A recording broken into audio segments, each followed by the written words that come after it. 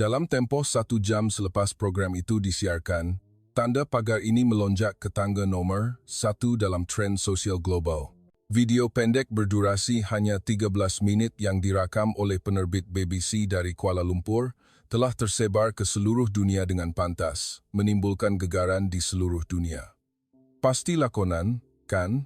Perkara seperti ini mustahil. Ia seperti dunia khayalan, media gergasi dari seluruh dunia, sama ada CNN dari Amerika Syarikat, NHK dari Jepun, atau Le Monde dari Perancis, semuanya menghantar pasukan berita untuk membuktikan kebenaran itu sendiri di Taman Tasik Titiwangsa, Kuala Lumpur. Dan semuanya adalah benar. Datuk Bandar London memanggil sidang media kecemasan. Paris segera memulakan pelan Jardin des Tuileries. Sementara itu, Datuk Bandar New York bergegas menaiki penerbangan ke Kuala Lumpur sendiri. Apa sebenarnya yang berlaku di Taman Tasik Titiwangsa?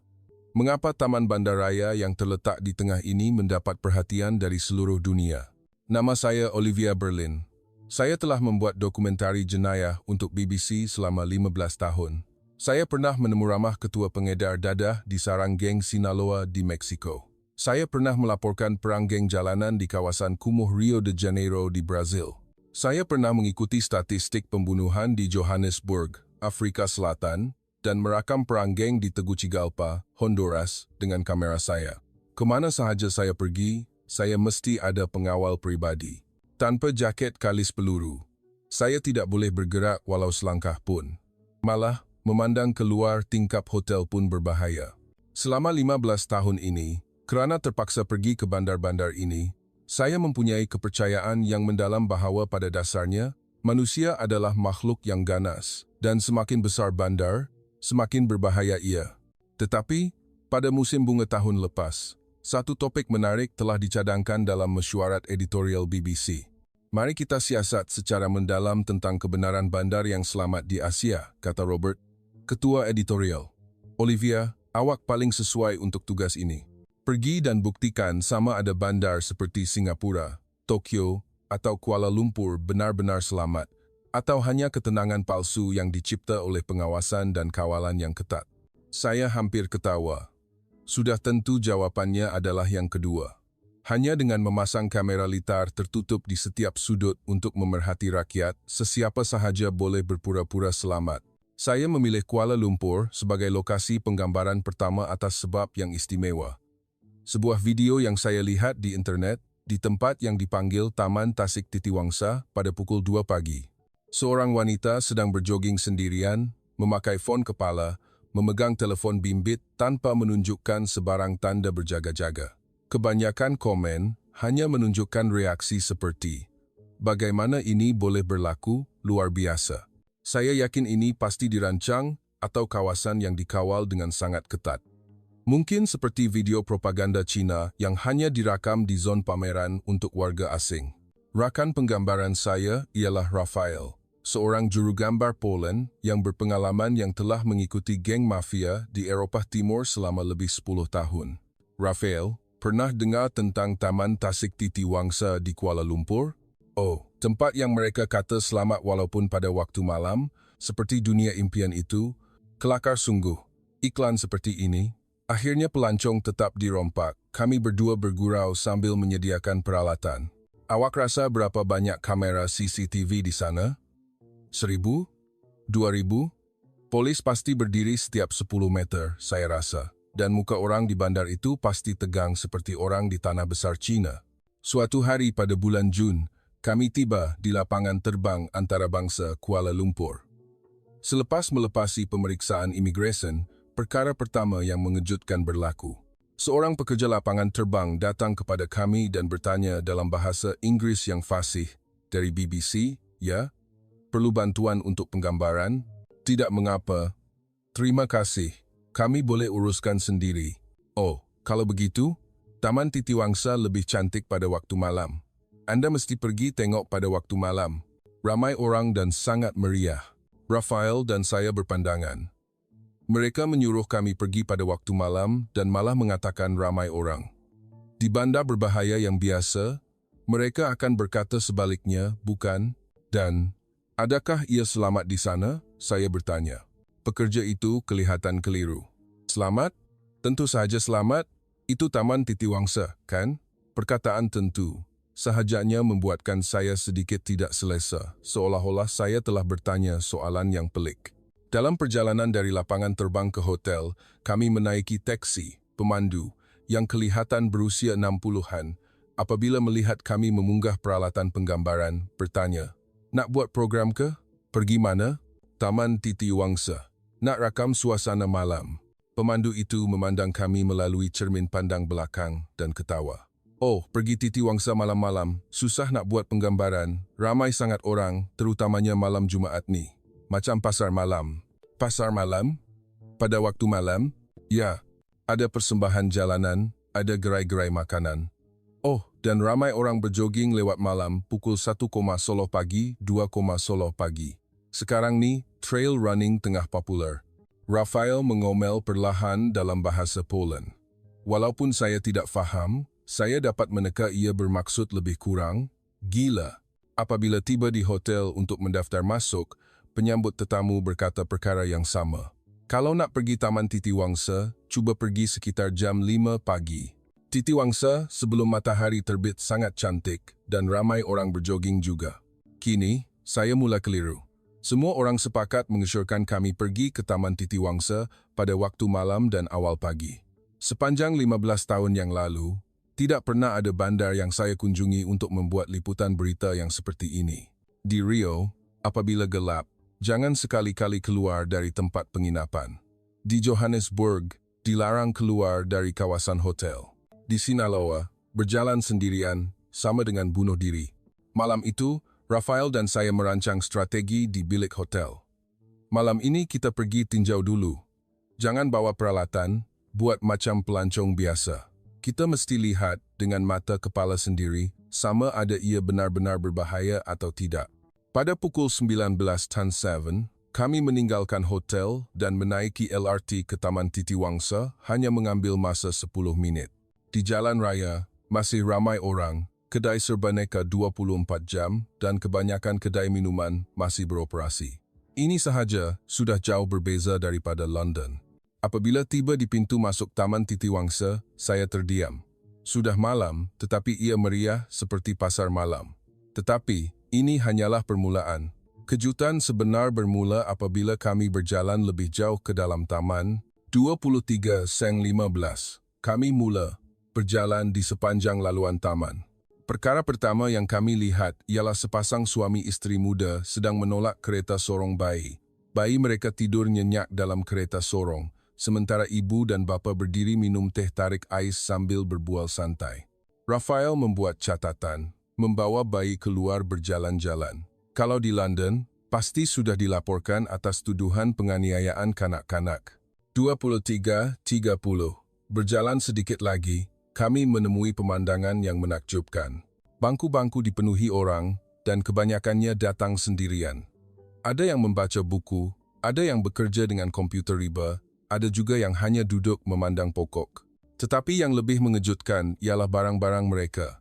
Beg diletakkan di sebelah mereka tanpa berjaga-jaga. Ada yang malah meninggalkan komputer riba mereka di bangku dan berjalan ke tandas. "Dia tinggalkan komputer riba dia," kata saya terkejut, tetapi tiada siapa di sekeliling yang peduli. 5 menit kemudian, lelaki itu kembali. Komputer ribanya masih di tempat yang sama. 23:45, kami berjalan lagi. Di bawah pokok kelapa di sudut yang agak gelap, ada 2 orang wanita sedang makan rojak buah. "Maaf," saya menyapa dalam bahasa Inggris, "adakah selamat di sini pada waktu ini?" Salah seorang daripada mereka ketawa dan menjawab, "Di mana ini?" "Ini Taman Titiwangsa, tempat paling selamat di Kuala Lumpur." "Selamat sangat." "Paling selamat?" "Ya." Ada orang sepanjang masa. Semua orang bantu menjaga. Semalam, saya terjatuh dompet saya di belakang, ada orang berlari mengejar untuk memulangkannya. Rafael kelihatan menyesal kerana tidak membawa kamera. No. Orang ramai masih berduyun-duyun masuk ke taman. Yang lebih menakjubkan, kami mula melihat wanita berjoging sendirian. Mereka memakai fon kepala, seluar ketat dan kasut larian, berjoging tanpa sebarang perlindungan. Saya cuba berbual dengan seorang wanita yang kelihatan berusia awal 30. Maaf, tidak takut lari sendirian pada waktu ini? Dia menanggalkan fon kepala dan bertanya kembali, takut? Kenapa perlu takut? Ini sudah tengah malam dan Anda sendirian. Oh, Anda warga asing, ya? Di sini, waktu malam lagi bagus. Udara sejuk, orang pun sedang elok. Tidak pernah ada perkara berbahaya berlaku. Dia tersenyum dan terus berjoging. No Hondokom. Kami masuk ke kedai serbaneka, tetapi di pintu masuk ada sesuatu yang pelik. Sebuah gerai minuman Honesty System tanpa penjual. Hanya ada papan harga dan kod QR untuk pembayaran. Betul ke ni? Rafael bertanya. Tidak percaya. Kami coba bertanya kepada pekerja di kedai itu. Dia menjawab, ya, betul. Semua orang scan dan ambil sendiri. Kadang-kadang kalau tiada duit shilling, boleh bayar hari lain. Tak ada pencuri ke? Saya dah kerja setahun, tak pernah nampak lagi. 0200. Taman Titiwangsa masih meriah. Pekerja pejabat duduk makan nasi lemak di bangku. Penghantar makanan menunggang basikal lalu. Pasangan warga emas berpegangan tangan berjalan-jalan.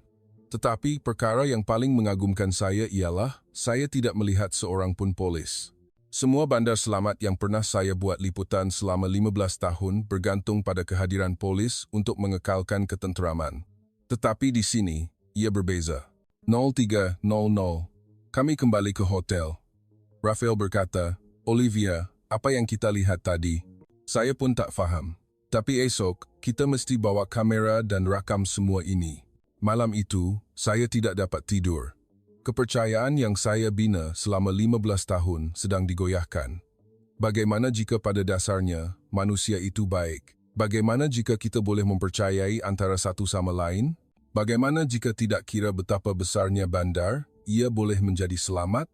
Keesokan harinya, saya memutuskan untuk memulakan penggambaran secara rasmi dan menemui pemandangan yang lebih menakjubkan. 043 keesokan harinya, saya dan Rafael pergi ke Taman Titiwangsa sekali lagi.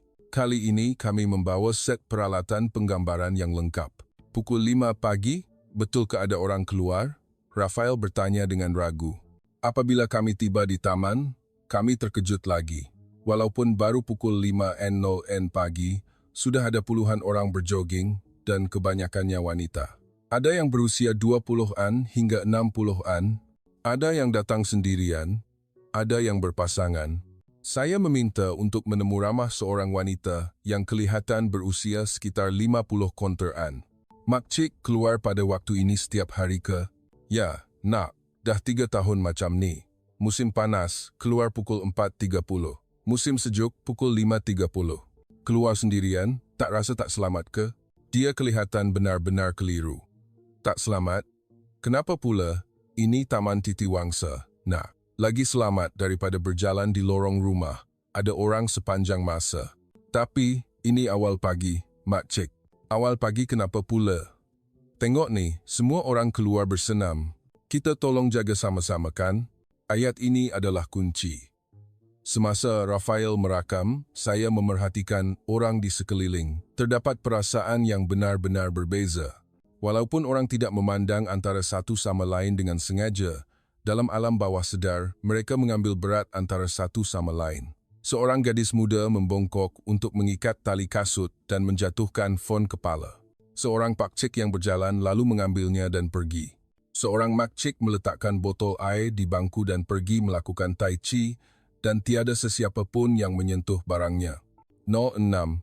Pemandangan yang lebih menakjubkan berlaku. Di pelbagai tempat di taman, kumpulan orang mula berkumpul untuk bersenam, termasuk tai chi, aerobik dan yoga. Tetapi, tiada jurulatih khas, tiada yuran keahlian. Semua orang hanya bertemu dan bersenam bersama secara semula jadi. Dalam kumpulan tai chi, seorang pakcik yang berusia lebih 70 tahun, apabila melihat saya yang merupakan warga asing, dia melambai memanggil saya untuk menyertai. Saya tak tahu buat, saya menolak. Tak apa, ikut je, makcik di sebelahnya menterjemah dalam bahasa Inggeris. Akhirnya, saya terpaksa menyertai tai chi dengan kekok. Apabila selesai, semua orang bertepuk tangan kepada saya. Rafael memberitahu saya kemudian bahawa ini adalah kali pertama dalam 15 tahun dia melihat saya kelihatan paling gembira. Nohan tujuhan tiba masanya untuk bekerja. Taman itu berubah wajah lagi. Pekerja pejabat berkot, memegang kopi tempatan, berjalan perlahan, hampir tiada siapa yang tergesa-gesa, seolah-olah menikmati perjalanan ke tempat kerja. Saya bertanya kepada seorang lelaki yang kelihatan seperti jurutera, "Anda berjalan melalui taman ini untuk bekerja setiap hari?" "Ya, saya sengaja turun LRT satu stesen awal dan berjalan melalui sini." Ia membuatkan saya memulakan hari dengan perasaan yang baik. Sebab ia selamat, keselamatan adalah satu perkara, tetapi saya suka melihat orang, ia rasa bagus. Malaysia mungkin tidak menghasilkan 70% chip dunia, tetapi fakta bahawa jurutera seperti kami boleh berjalan dengan santai ke tempat kerja seperti ini, bukankah menakjubkan? 15.00 waktu tamat sekolah, taman itu berubah lagi. Pelajar sekolah, menengah rendah dan menengah atas duduk berkumpul 3.4 orang. Tiada siapa pun merokok. Semua memegang minuman yang dibeli dari kedai serbaneka dan duduk berbual. Saya pergi ke kumpulan pelajar perempuan sekolah menengah. Sering datang ke sini selepas sekolah, ya, hampir setiap hari. Seronok berbual dengan kawan-kawan. Ibu bapa tak risau? Kenapa perlu risau? Ini Taman Titiwangsa. Masa ibu saya muda pun, dia main di sini juga. 19.00 waktu tamat kerja, taman kembali meriah. Pekerja pejabat membeli nasi bungkus dan bir untuk duduk dan makan di bangku. Ada persembahan jalanan di pelbagai tempat. Orang ramai berkumpul untuk menonton secara spontan. Seorang pemuzik sedang bermain gitar dan menyanyi. Sesetengah penonton meletakkan dompet mereka di bangku dan bangun untuk menari. Selepas menari 10 minit, dompet mereka masih di tempat yang sama. 21 keluarga mula bertambah. Datuk dan nenek membawa cucu bermain. Pasangan suami istri menolak kereta sorong bayi. Orang ramai membawa anjing berjalan-jalan. Seorang datuk sedang membiarkan cucunya bermain air, dan cucu itu secara tidak sengaja memercikkan air kepada seorang yang lalu. "Maaf, nak." Datuk itu segera meminta maaf. Tetapi, pemuda yang terkena air itu tersenyum dan berkata, "Tak apa, Pak Cik. Sejuklah." 22, 23, 22, 23, 23. Semakin lewat malam, taman itu semakin kelihatan selamat. Orang ramai sentiasa memerhati antara satu sama lain. Jika ada orang mabuk, orang di sekeliling akan memerhatikan. Jika ada orang duduk sendirian, orang di sebelahnya akan menjaga jarak dengan sopan tetapi sentiasa memerhati dari jauh. 01, 00. Saya memutuskan untuk melakukan eksperimen yang berani. Saya meletakkan dompet saya di bangku dan bersembunyi untuk memerhati dari jarak kira-kira 100 meter. 30 menit berlalu. Puluhan orang berjalan lalu, tetapi tiada siapa yang menyentuhnya. Sebaliknya, seorang makcik melihat dompet itu. Dia melihat ke kiri dan ke kanan, kemudian mengalihkannya ke bahagian dalam bangku, takut ia akan jatuh. Apabila saya berjalan kembali untuk mengambil dompet itu, makcik itu menjerit dari jauh, "Awak, hati-hati dengan dompet." Walaupun di Titiwangsa, kena berhati-hati juga. Saat itu saya faham. Orang di sini melayan antara satu sama lain seperti keluarga. Ketika itu, seorang pelancong datang kepada saya dan menceritakan kisah yang menakjubkan. Pelancong itu ialah jurugambar Perancis bernama Marie Dubois. "Anda penerbit BBC, ya? Baru nampak tadi Anda tengah merakam." "Ya, saya telah merakam time-lapse 24 jam di sini selama 3 hari dan saya menemui sesuatu yang menakjubkan." "Nak tengok?" Dia menunjukkan skrin kameranya. Sebuah video yang memampatkan 24 jam taman menjadi hanya 3 minit. Tengok. Dari pukul 4 pagi hingga 4 pagi keesokan harinya, tiada saat pun yang tiada orang. Ia benar-benar begitu. Malah, pada waktu yang sepatutnya paling sunyi, seperti pukul 3 atau hingga 4 pagi, masih ada sekurang-kurangnya 20 orang di taman. Kalau di Paris, pukul 2 pagi dah tiada orang, dan itu adalah masa yang paling berbahaya, Marie menjelaskan lagi. Yang lebih menakjubkan ialah orang di sini sentiasa memerhati antara satu sama lain. Walaupun tidak memandang secara langsung, mereka sentiasa mengambil berat. Keesokan harinya, saya memutuskan untuk melakukan eksperimen lain mengikut cadangan Marie. 10 Sam di tengah taman, Raphael dan saya berpura-pura bergaduh dengan kuat. Kami menjerit antara satu sama lain dalam bahasa Inggris, berpura-pura seperti akan bergaduh fizikal. Dalam masa kurang daripada 3 minit, orang di sekeliling mula berkumpul. Ada apa ni, Encik? Seorang pakcik bertanya dalam bahasa Inggris. Anda okey tak, Kak? Seorang pelajar perempuan datang bertanya dengan bimbang. Sementara itu, seorang makcik pergi membeli air dari kedai serbaneka untuk kami. Apabila kami menjelaskan bahawa tiada apa-apa, semua orang perlahan-lahan bersurai dengan rasa lega, tetapi masih ada beberapa orang yang memerhati dari jauh. 14 N. Saya duduk di bangku sendirian, berpura-pura menangis. Dalam masa 5 minit, 3 orang datang. Walaupun tidak datang berbual secara langsung, mereka duduk berdekatan, memerhati tanpa disedari. Seorang kanak-kanak berbisik sesuatu kepada ibunya, kemudian berjalan datang memberi gula-gula kepada saya. Kakak, makan nih, manis. Pada saat itu, ia bukan lakonan lagi. Air mata saya benar-benar mengalir. 18 Kami berjalan merakam di setiap kawasan taman. Suasana setiap zon berbeza, tetapi ada satu perkara yang sama. Setiap tempat memberi perasaan selamat. Yang paling mengagumkan ialah zon yang berhampiran dengan Jalan P. Ramlee, KLCC, yang mempunyai banyak restoran dan kafe lama. Mula-mula, saya fikir pada waktu malam pasti sunyi. Tetapi sebenarnya tidak. Pemilik kedai membuka kedai mereka sehingga lewat malam, menjadi sumber cahaya dan memerhati taman. Saya bertanya kepada pemilik kedai teh tarik seorang, Pakcik buka kedai sampai lewat malam, ya? Sejak ada titiwangsa, pelanggan malam semakin ramai. Dan dengan kami buka kedai, ia membuatkan orang lain rasa lebih selamat, kan? Pemilik kedai bertindak sebagai penjaga juga ke? Boleh dikatakan begitu. Tapi, kami lebih macam jiran. Jiran kan kena tolong jaga sama-sama, betul tak? 20 Saya melihat pemandangan yang menakjubkan. Seorang lelaki gelandangan tidur di bangku. Orang di sekeliling duduk jauh sedikit dengan senyap. Apabila dilihat dengan teliti, mereka sebenarnya sedang menjaganya. Kira-kira 1 jam kemudian, apabila dia bangun, Pak Cik yang duduk di sebelahnya menghulurkan air. Minum air ni, nak. Dah tiba masa nak balik. Lelaki gelandangan itu berdiri terhuyung-hayang dan 2 orang remaja datang memapa. Rumah abang kat mana? Nak suruh panggil teksi ke? Tak apa, abang naik bas balik sendiri. Kalau macam tu, biar kami hantar ke perhentian bas. Mereka berdua berjalan menghantar lelaki gelandangan itu ke perhentian bas, kemudian kembali dan berbual semula seolah-olah tiada apa yang berlaku. Selepas itu, saya bertanya kepada remaja itu mengapa dia membantu orang yang tidak dikenali. Dia tersenyum dan menjawab, orang yang tak dikenali. Di sini, kami semua jiran, abang. Esok, saya mungkin mabuk macam ni juga. Masa tu, mesti ada orang datang tolong jaga saya. Dua entua. Saya secara tidak sengaja terdengar perbualan menarik sekumpulan remaja berusia 20 keromponan. Ekonomi teruk betul sekarang ni, risau sungguh. Tapi, kita masih ada di sini, kan? Kita hidup dengan aman macam ni, itu pun satu bentuk perjuangan. Mereka nak kita takut, tapi kita akan teruskan hidup macam ni.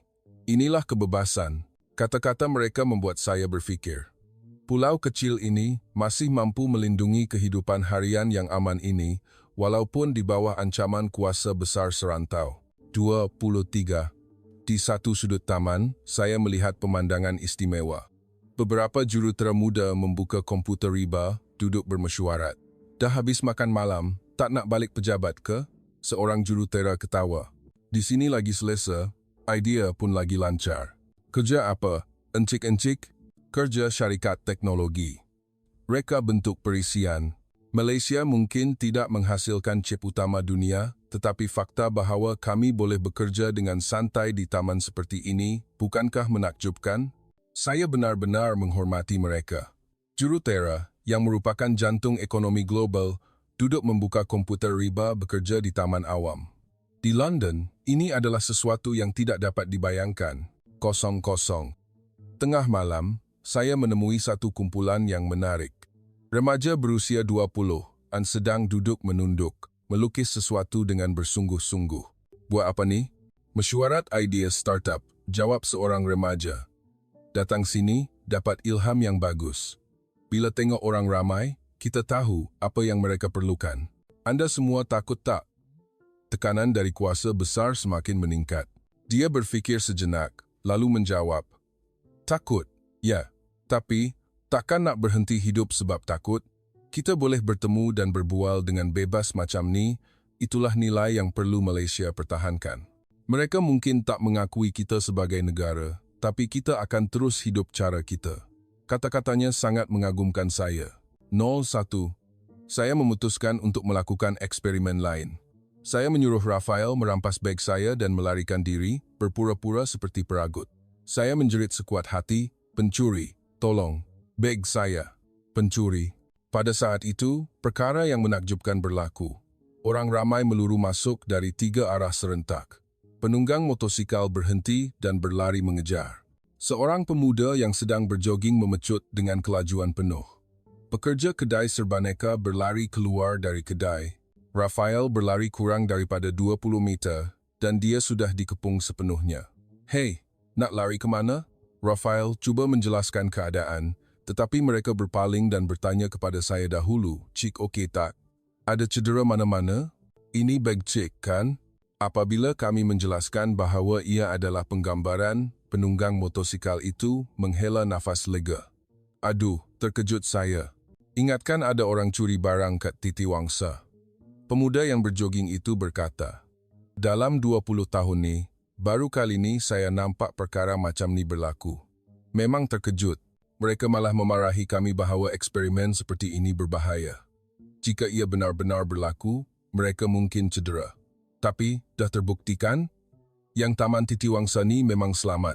Orang yang mengucapkan ayat terakhir itu ialah pekerja kedai serbaneka. 04. Kami duduk di bangku di taman. Di sekeliling, masih ada orang. Orang yang bersedia untuk berjoging pagi mula beransur-ansur tiba. Seorang pakcik datang kepada kami. Orang asing ke? Buat apa semalaman di sini? Nak buat berita tentang keselamatan Taman Titiwangsa, pakcik. Pakcik itu ketawa. Keselamatan? Tak ada apa yang nak dibuat berita. Ia memang selamat macam ni. Kenapa ia boleh selamat? Pakcik itu berfikir sejenak, kemudian berkata, sebab kita percaya antara satu sama lain dan kita cuba jaga budi bahasa tu. Ia bermula sejak bila? Sejak taman ini ada? Tak, sebelum tu lagi. Orang Malaysia memang berbudi bahasa. Taman Titiwangsa ni cuma tempat yang membolehkan perkara tu ditunjukkan sepenuhnya. Dia bangun dan menambah, bila balik nanti, kena beritahu seluruh dunia ya, Taman Titiwangsa ni tak dibina dengan teknologi, tapi dibina dengan orangnya. Malaysia mungkin negara kecil, tapi kita jaga antara satu sama lain macam keluarga. Walaupun kuasa besar mengancam kita, kita akan teruskan hidup aman macam ni. Matahari mula terbit. Taman Titiwangsa sedang memulakan hari baru sekali lagi. Malam itu, saya video call dengan rakan sekerja di London. Tak sangka, Jeremy, rakan sekerja BBC menggelengkan kepala di hujung talian. Olivia, awak tak buat lakonan, kan? Itu semua lakonan ke? Saya berkongsi video yang saya rakam sepanjang masa itu. Wanita berjoging pada pukul 3 pagi, gerai jualan tanpa penjual, eksperimen meletakkan dompet, simulasi situasi bahaya. Selepas menonton video selama 10 minit, 5 rakan sekerja yang berada dalam talian terdiam. Akhirnya, Helen, penerbit, bersuara, Olivia, apa yang kita terlepas? Maksud awak? London yang sepatutnya begini. Baru namanya normal, kan? Orang boleh berjalan pada waktu malam dengan selamat. Simon, rakan sekerja lain, ketawa pahit. Anak perempuan saya baru 10 tahun. Saya tak berani biarkan dia berjalan ke sekolah sendiri padahal cuma 100 meter. Dan di Kuala Lumpur, budak sekolah rendah naik LRT sendiri untuk ke kelas tambahan, Jeremy bertanya. Gila, Helen mengeluh. Semalam di Brixton, ada kes tikam lagi, tengah hari buta pulak tu. Atau, kita yang tak normal. Saya membuka klip lain yang dirakam oleh Rafael, imej orang ramai yang membantu menjaga seorang lelaki mabuk yang tidur di bangku. Kalau di London, saya bertanya, dompet hilang, telefon bimbit hilang, kasut pun tak tinggal, jawab Simon. Jeremy menjerit dengan marah. Apa bezanya? Kita kan manusia juga, bukan? Saya teringat kata-kata orang yang saya temui. Kepercayaan asas antara satu sama lain. Kita ada undang-undang. Kita ada polis, Helen membantah. Tapi, mereka ada hati antara satu sama lain sebelum ada undang-undang. Rakyat bertindak sebelum polis tiba, Simon kelihatan seperti baru menyedari. Bila kita mula melihat orang lain sebagai musuh, ya, kesunyian menyelubungi. Helen berkata, Olivia, dah ada nama untuk dokumentari itu? Belum. Macam ni, nak tak, perkara yang kita hilangkan. Pelajaran dari Taman Titiwangsa, Kuala Lumpur? Terlalu pesimis, Jeremy. Saya menggeleng. Mungkin bandar selamat terakhir? Bukan. Saya menggeleng. Ini bukan tentang bandar. Ini tentang orang. Pagi keesokan harinya, sesuatu yang tidak dijangka berlaku. Akhbar London Evening Standard memaparkan tajuk muka depan dengan tangkapan skrin dari video kami, bandar di mana wanita boleh berjoging sendirian pada pukul 3 pagi. Kandungan berita membandingkan statistik yang mengejutkan.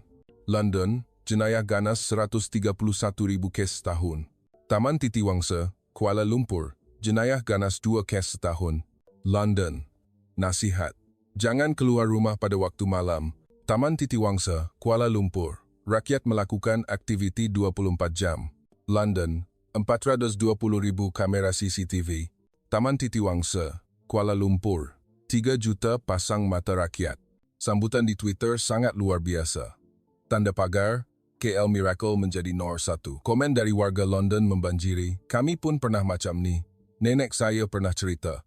London pada tahun 1960-an pun begini. Masalahnya bukan pada sistem, masalahnya pada hati kita. Petang itu, pejabat Datuk Bandar London menghubungi saya. Penerbit Berlin, Datuk Bandar ingin bertemu dengan anda. Beliau ingin membincangkan pelaksanaan pelan Taman Titiwangsa di London. Saya dan Raphael berpandangan. Nampaknya, cerita ini tidak akan berakhir sebagai dokumentari biasa. Ketika itu, Cik Salma, pekerja kedai serbaneka yang kami temui di taman, menghantar mesej kepada saya. Penerbit, saya nampak berita BBC itu. London pun boleh jadi macam Taman Titiwangsa. Sebab, hati kita semua sama, kan? Saya memandang keluar tingkap dan berfikir, betul ke? London, Paris, New York, benar-benar boleh menjadi seperti Taman Titiwangsa? 3 hari kemudian, tetamu yang tidak dijangka datang. Lobi hotel dipenuhi wartawan dari seluruh dunia. Mark Thompson dari CNN, Yuka Yamada dari NHK, Hans Miller dari Der Spiegel Jerman, Marie Dubois dari Le Monde. Olivia. Mark melambai. Laporan awak cetuskan gelombang di seluruh dunia. Jadi, kami kena datang untuk buktikan sendiri. Tokyo pun bangga dengan keselamatan sendiri, tapi bila tengok video Taman Titiwangsa, kami terkejut sangat, tambah Yuka. Hans masih kelihatan ragu. Mungkin ada pemalsuan maklumat. Bandar-bandar Asia selalu memanipulasi statistik. Mari ketawa. Itulah sebabnya kita perlu datang untuk buktikan sendiri. Kami semua pergi ke Taman Titiwangsa bersama-sama. 22 komen, kami memutuskan untuk melakukan eksperimen yang berbeza. Mark dari CNN meletakkan wang kertas RM222 di bangku dan memerhati dari jauh. 1 jam berlalu, tiada siapa yang menyentuhnya. Sebaliknya, ada orang meletakkan batu di atasnya kerana takut wang itu terbang ditiup angin. Mustahil, Mark berbisik. Kalau di New York, 5 minit pun takkan tinggal. Yuka dari NHK memegang kamera model terbaru, berpura-pura mabuk dan berjalan terhuyung-hayang. Kemudian, dia menjatuhkan kameranya. Peralatan bernilai 20,000. Tiba-tiba, 3 orang berlari datang. Cik okey tak? Kamera jatuh, hati-hati sikit. Seorang pemuda mengambil kamera itu, membersihkan debu, dan menyerahkannya kepada Yuka. Mesti mahal ni. Cuba cek, rosak ke tak? Yuka berkata, air matanya benar-benar mengalir. Saya pernah buat eksperimen yang sama di Shinjuku, Tokyo. Tiada siapa pun datang tolong. Hans dari Der Spiegel berjoging sendirian pada pukul 2 pagi dengan bentuk badan yang tinggi besar dan tatu ala Jerman. Dia kelihatan menggerunkan. Tetapi, reaksi orang ramai tetap sama. Bersenam? Rajinnya. Teruskan. Sementara itu, seorang makcik menghulurkan air. Orang asing mesti penat, ya? Mari dari Le Monde melakukan eksperimen yang paling ekstrem. Pada pukul 3 pagi, di sudut taman yang paling gelap dan sunyi, dia berpura-pura bercakap di telepon dengan kuat dalam bahasa Prancis. Saya perlukan uang itu sekarang. 5,000 euro. Untuk menimbulkan situasi yang mencurigakan, 5 menit kemudian, polis tiba. Ada apa-apa yang boleh kami bantu, Cik? Marie sangat terkejut. Rupa-rupanya, ia adalah pemilik kedai serbaneka berdekatan yang menelpon polis. Dia nampak wanita asing berdiri bercakap di telepon sendirian pada waktu malam, kelihatan seperti menangis, takut dia dalam bahaya. 05, kami berkumpul semula di lobi hotel. Hans memulakan perbincangan. Saya mesti akui, ini adalah benar. Mark mengangguk. Sepanjang 15 tahun kerjaya saya sebagai wartawan, ini adalah liputan berita yang paling menakjubkan. Pandangan saya terhadap kemanusiaan telah berubah sepenuhnya. Jepun pun perlu belajar, kata Yuka. Kami ada sistem, tapi kami tiada budi bahasa. Mari menyimpulkan. Ini bukan hanya tentang ketenteraman, tetapi ia tentang peradaban. Keesokan harinya, kami mengadakan sidang media bersama. 5 agensi berita dari seluruh dunia bersama-sama membuktikan keajaiban Taman Titiwangsa, Kuala Lumpur, adalah benar. Setiap agensi berita memaparkan tajuk utama mereka sendiri. CNN, tempat paling selamat di dunia, Rahsia Kuala Lumpur. NHK, keajaiban Kuala Lumpur, apa yang perlu Tokyo belajar. Der Spiegel, bandar yang dibina dengan budi bahasa, model masa depan Berlin. Le Monde, menemui semula apa yang Paris hilangkan di Kuala Lumpur. Sambutan itu adalah di peringkat global. Setiausaha Agung Pertubuhan Bangsa-Bangsa Bersatu mengeluarkan kenyataan Taman Titiwangsa, Kuala Lumpur, adalah model hidup bersama yang patut dicontohi oleh manusia. CEO Google membuat tweet, bukan teknologi, tetapi kepercayaan yang mencipta keselamatan. Belajarlah dari Titiwangsa. Elon Musk turut membalas, saya mahu membina bandar di Marih seperti Taman Titiwangsa. Tetapi, perkara yang paling bermakna kepada saya ialah komen seorang budak lelaki dari Harlem, New York, di YouTube. Bolehkah komuniti kami menjadi seperti ini suatu hari nanti? Tempat di mana ibu saya boleh berjalan pada waktu malam dengan selamat. Saya membalas, ia boleh, kerana Kuala Lumpur sudah melakukannya. Seminggu kemudian, berita yang lebih menakjubkan tiba. Olivia, berita besar, Helen menelepon. Kenapa? Dokumentari kita dah melepasi 100 juta tontonan. Ia dokumentari BBC yang paling pendek dalam sejarah. Tetapi, yang lebih menakjubkan ialah apa yang berlaku selepas itu.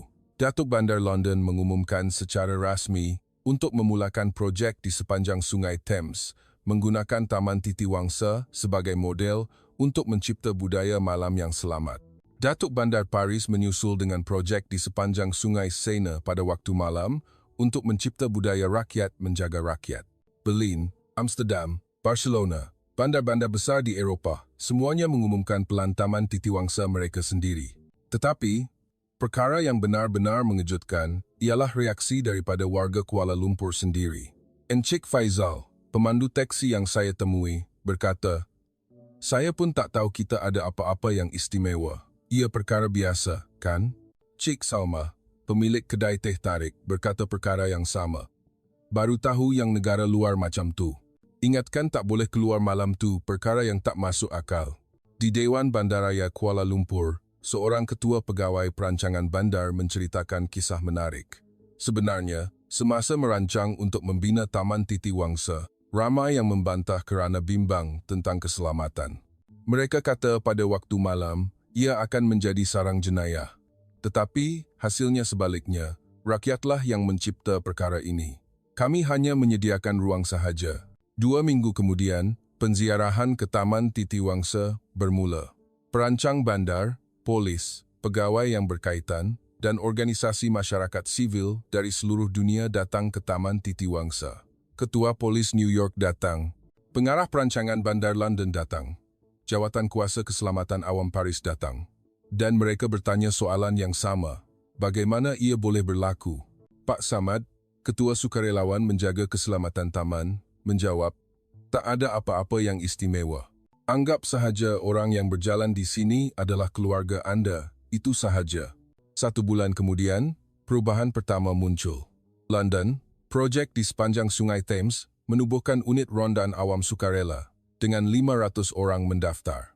Paris, di sepanjang Sungai Seine, organisasi jiran waktu malam ditubuhkan.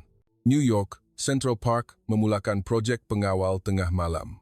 Hasilnya kelihatan serta-merta. Jenayah malam di sepanjang Sungai Thames di London menurun 40%. Kadar wanita yang berjalan sendirian di sepanjang Sungai Seine meningkat 300%. Jumlah orang berjoging awal pagi di Central Park meningkat 10 kali ganda. Tetapi, ada juga kritikan, budaya berbeza. Ia boleh berlaku sebab di Asia, tak sesuai untuk Barat. Ketika itu, satu peristiwa berlaku yang menjadi titik perubahan penting. Skid Row, Los Angeles, sarang jenayah yang paling teruk di Amerika. Penduduk di sana memulakan projek Taman Titiwangsa berskala kecil. Setiap malam, mereka mengatur pasukan 10 orang untuk berjalan meronda, memberikan makanan kepada gelandangan dan berbual dengan mereka. 3 bulan kemudian, keajaiban berlaku. Kadar jenayah di Blok 1 Skid Row menjadi sifar. John Hay, seorang gelandangan, ditemu bual, mula-mula ingatkan mereka datang untuk memerhatikan kami. Tapi, mereka benar-benar mengambil berat tentang kami. Jadi, kami pun membuat keputusan untuk melindungi mereka juga. Apabila berita ini tersebar, dunia terkejut sekali lagi. Keajaiban yang berlaku di tempat yang mustahil. BBC menghasilkan dokumentari. Bahagian 2. Dari Kuala Lumpur ke dunia. Perluasan semangat Titiwangsa. Tetapi bagi saya, perkara yang paling bermakna adalah kisah lain. 6 bulan kemudian, saya kembali melawat Taman Titiwangsa sekali lagi. Kali ini, bukan untuk membuat berita, tetapi untuk percutian pribadi. Raphael pun datang. Olivia, tempat ni ubah hidup kita, kan? Kata Raphael sambil melihat sekeliling taman. Ya, 15 tahun asyik nampak sisi gelap manusia je. Kami berjalan di sepanjang laluan taman. Orang ramai masih berjoging, masih menyapa antara satu sama lain. Di kedai serbaneka, kami bertemu Cik Salma. Dia tersenyum menyambut kami dengan mesra. Penerbit datang lagi? Ya. Rindu tempat ni. Dengar cerita London pun dah banyak berubah, sikit-sikit. Nak jadi macam Titiwangsa, mungkin lambat lagi. Cik Salmah menghulurkan kopi kepada saya dan berkata, cepat je nanti, hati kita semua sama, kan?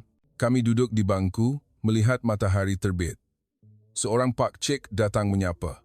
Ia adalah Pak Samad dari unit sukarelawan itu. Oh, datang lagi? Sekarang dah boleh jadi duta perhubungan awam Titiwangsa. Ni, Pak Cik, saya nak tanya satu perkara. Kenapa Pak Cik buat macam ni, tak dapat apa-apa bayaran pun? Pak Cik itu berfikir sejenak, kemudian berkata, tahun 1977, Pak Cik datang dari kampung ke KL, sebatang kara, tak ada mak bapa. Masa tu, orang yang tak dikenali bagi Pak Cik makan, bagi tempat tidur. Dia memandang ke taman dan menyambung, Pak Cik selalu fikir, macam mana nak balas budi tu? Sekarang, inilah cara Pak Cik balas budi. Dengan menjaga taman ni, Raphael bertanya, tak menyesal ke? Kenapa nak menyesal? Setiap malam datang sini, Pak Cik gembira. Bila nampak semua orang berjalan dengan selamat, rasa bangga. Ketika itu, seorang gadis muda yang sedang berjoging lalu dan menyapa. Pak Cik, hari ini pun datang awal. Ya nak, lari elok-elok ya. Selepas gadis itu berlalu, Pak Cik itu berkata, budak tu lari setiap awal pagi. Rasanya dia bersenam selepas habis kerja lewat malam. Mula-mula, dia takut. Tapi, sekarang dah selesa. Saya faham. Keajaiban Taman Titiwangsa bukan perkara besar. Ia hanyalah gabungan hati yang melayan antara satu sama lain seperti keluarga itu sahaja. Selepas kembali ke London, saya menyertai projek di sepanjang Sungai Thames. Setiap malam Jumaat, saya akan pergi meronda dengan unit sukarelawan awam. Walaupun Sungai Thames mungkin lambat lagi untuk menjadi seperti Taman Titiwangsa, perubahan telah bermula. Ada sekali, seorang mak cik berjalan-jalan di sepanjang Sungai Thames pada pukul 21. Mak cik tak takut? Mula-mula takut. Tapi sekarang ada kamu semua, kan? Kata-kata itu membuat hati saya berbunga. Sekarang, Raphael sedang membuat siri dokumentari. The Midnight Guardians, merakam kisah semangat Taman Titiwangsa di pelbagai tempat di seluruh dunia. Baru-baru ini, dia menghantar mesej kepada saya, Olivia, baru nampak perkara menakjubkan di Berlin. Pukul 2 pagi, ada seorang nenek berkerusi roda keluar berjalan sendirian. Tahun lepas, ini adalah sesuatu yang tidak dapat dibayangkan. Perubahan adalah mungkin kerana Taman Titiwangsa telah membuktikannya. 1 tahun selepas dokumentari itu dibuat, kini terdapat 2 hantus bandar di seluruh dunia yang sedang menjalankan projek Taman Titiwangsa. Ada yang berjaya, ada yang gagal. Tetapi, kami telah mempelajari satu perkara. Keselamatan tidak bermula dengan teknologi, tetapi bermula dengan hati. Seorang warga Kuala Lumpur menulis surat kepada saya. Mula-mula, kami pun takut. Tapi, bila ada orang yang mula berani, keberanian itu menular. Sekarang, Taman Titiwangsa adalah kebanggaan kami. Polis New York juga menulis surat. Apabila melihat video Taman Titiwangsa, kami sangat terkejut. Selama ini, kami terlalu bergantung pada kekuatan dan kawalan. Sekarang, kami akan cuba mempercayai rakyat pula. Seorang pelajar Paris menulis begini. Ini kali pertama saya berpiknik dengan kawan-kawan di sepanjang Sungai Seine pada waktu malam, seperti di Titiwangsa. Walaupun takut, tapi ada orang dewasa di sekeliling yang menjaga kami. Yang paling mengagumkan ialah kisah seorang ibu di London. Sekarang, anak perempuan saya berjalan ke sekolah sendiri. Walaupun cuma 100 meter, tapi ia langkah yang sangat besar. Semua jiran sentiasa memerhatikannya. Taman Titiwangsa kini bukan lagi sekadar nama tempat. Ia telah menjadi falsafah. Ia telah menjadi gerakan sosial yang saling menjaga. Keselamatan yang dibina dengan kepercayaan. Sebuah bandar di mana setiap orang adalah keluarga. Sudah tentu, masih ada kritikan. Ia boleh berlaku sebab di Malaysia. Ia boleh berlaku sebab kawasan kecil. Ia hanyalah fenomena sementara. Tetapi, saya percaya bahawa pada dasarnya, manusia itu baik dan hati yang ingin menjaga antara satu sama lain adalah perkara sejagat. Perubahan kecil boleh menjadi gelombang besar. Dan bandar Anda, pada waktu malam, bolehkah Anda berjalan dengan selamat? Bolehkah kanak-kanak berjalan sendirian? Bolehkah Anda mempercayai antara satu sama lain? Jika jawapannya tidak, sila ingat bahawa di Taman Titiwangsa, di tengah Kuala Lumpur yang mempunyai berjuta-juta penduduk, keajaiban ini berlaku setiap malam. Dan yang mencipta keajaiban itu ialah rakyat biasa. Makcik yang berkongsi teh ais, remaja yang membantu menunjukkan jalan, pakcik yang menghulurkan air. Budi bahasa kecil ini telah bersatu membentuk tempat paling selamat di dunia. Bandar Anda juga boleh menjadi Taman Titiwangsa. Hanya perlu ada orang yang memulakan. Langkah pertama seseorang. Keberanian seseorang. Kepercayaan seseorang. Inilah pelajaran terbesar yang saya pelajari dari Taman Titiwangsa. Bukan membina keselamatan, tetapi menjaga keselamatan itu bersama-sama. Dan kekuatan serta kehangatan rakyat Malaysia yang masih mampu melindungi kehidupan harian yang aman ini, di bawah tekanan kuasa besar, itulah tenaga sebenar negara kecil ini.